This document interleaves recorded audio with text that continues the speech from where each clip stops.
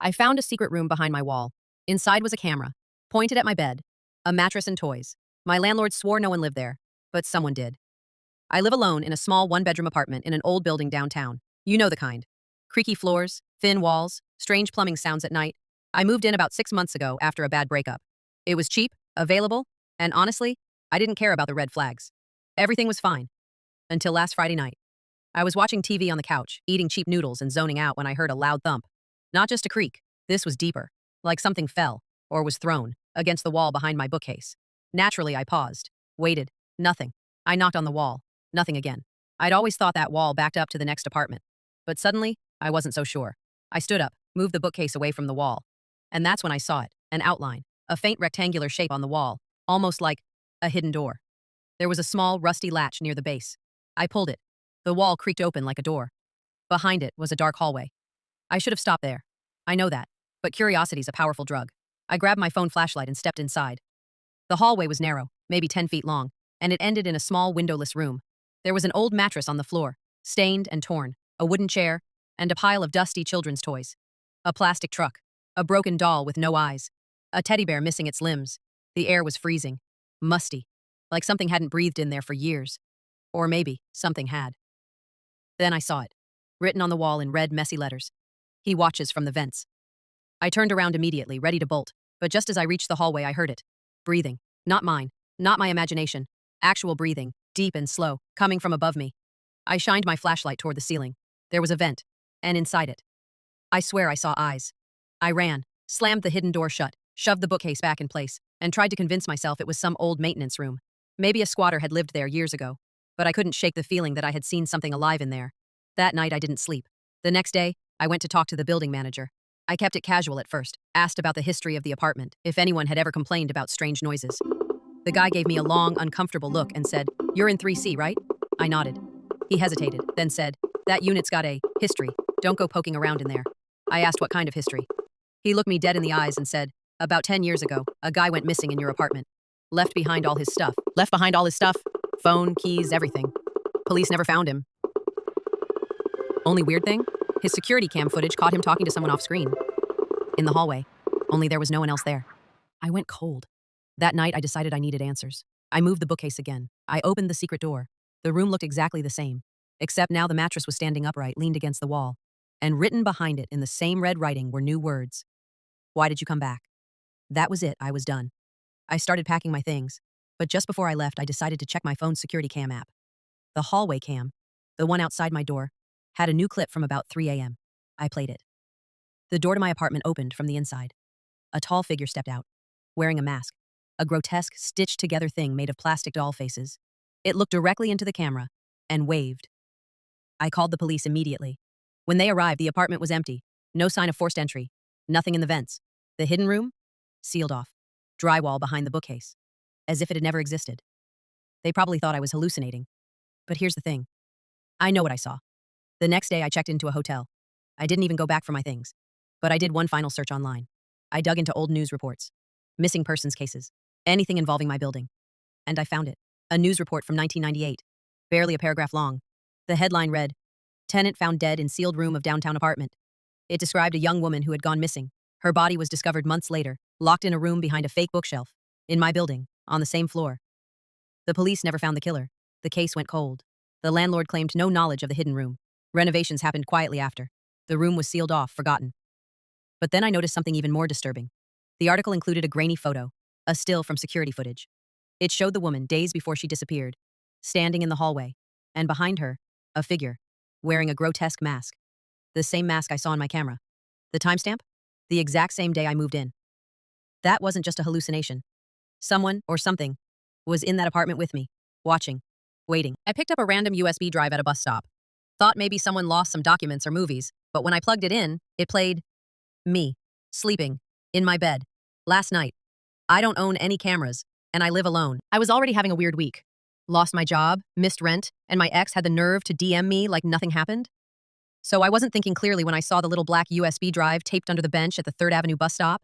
It was one of those old, scratched-up drives. Looked like it had been there a while.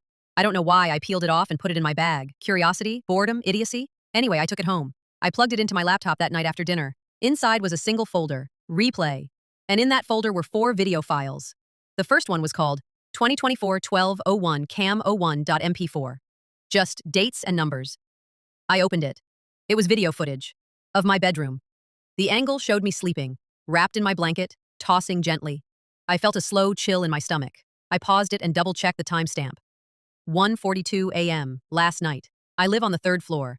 My window was shut, my door locked. I live alone. I don't own a webcam. I never set up any cameras. My first instinct was to think this was a prank, maybe AI generated or edited. But I recognized too many real details. The water bottle on my nightstand, the hole in my sock, even the way I snore. No way this was fake. I clicked the second file, 2024-11-29, kitchen MP4. This one was shot from a low angle, near my refrigerator door. It showed me making toast and scrolling on my phone, wearing my gray hoodie. That's what I wore 3 days ago. The angle, it looked like the camera was placed inside something, like the fridge or a cabinet. I felt my skin crawl. I checked the fridge immediately. Nothing. Then the cupboards, the microwave, the cereal box. Nothing. I debated calling the cops. But what would I even tell them?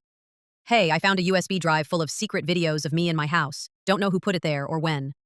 I'm not even sure how they got in. They'd laugh. Or worse, think I made the videos. So I did what no sane person should do. I clicked on the third video. 2024-11-26 bathroom.mp4. The camera was angled upward from behind the shower curtain. You can already guess what it showed. Me. Showering. Humming to myself. I never felt more violated in my life. I slammed the laptop shut. My body was shaking. I threw up in the sink. How long had they been watching me? How long had I not noticed? I decided I'd check the drive one last time, just to see if there were other files. When I opened it again, there was a 4th file. But I swear it wasn't there before. Live.feed. MP4. I clicked it. For a few seconds, nothing. Black screen. Then, text appeared. Look behind you. I froze. The room felt colder. My heartbeat got loud, but of course, curiosity won. I turned around. There was nothing there.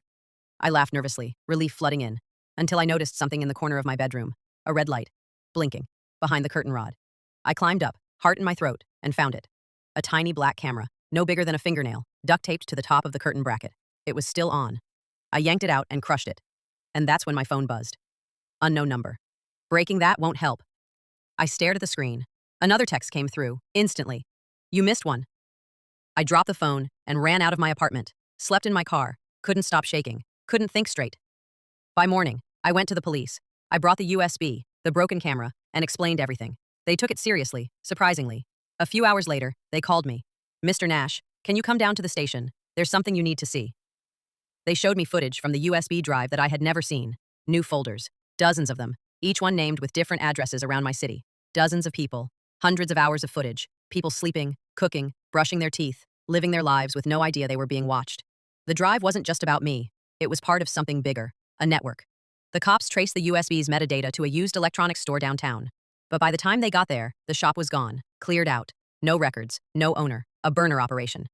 They never found out who planted the camera in my house. The casing had no fingerprints, nothing traceable. They gave me a new apartment under a privacy protection program. I got a new number, new locks. I even got therapy. But every now and then, I still get emails. Random names. No text. No attachments. Just video files. One arrived last week. Subject line. Replay this cool point. I almost didn't open it. But I did. It was a short clip. 7 seconds. Grainy footage. Almost night vision green. It showed someone sitting in their car, crying, holding a USB drive. Just like I did. The message blinked on the screen. Welcome to the network. My stomach dropped. Was this some kind of initiation? I stepped back, heart thudding in my ears, and the screen changed again. Live feeds. Everywhere. Tiny thumbnails. Dozens, maybe hundreds. All showing people in their homes, offices, bedrooms. Some sleeping, some eating, some staring directly into the camera. As if they knew, I reached for the power cable to yank it out. But before I could, the screen went black. Just black. Then, a new video began to play. It was me. Again. But not now. Not earlier. Tomorrow. Same clothes as I had laid out for work. Same time on the wall clock. But in the video, I was sitting on the couch, smiling. And someone was standing behind me. Still, unmoving. Face blurred, but tall. Watching me. Then it cut to static. I stumbled back, ran out of the room, locked the door, called the cops again. But this time, the call didn't go through. Just static on the line. Then my phone buzzed. Unknown number. We don't need cameras anymore. You're part of the system now. Smile. They're watching.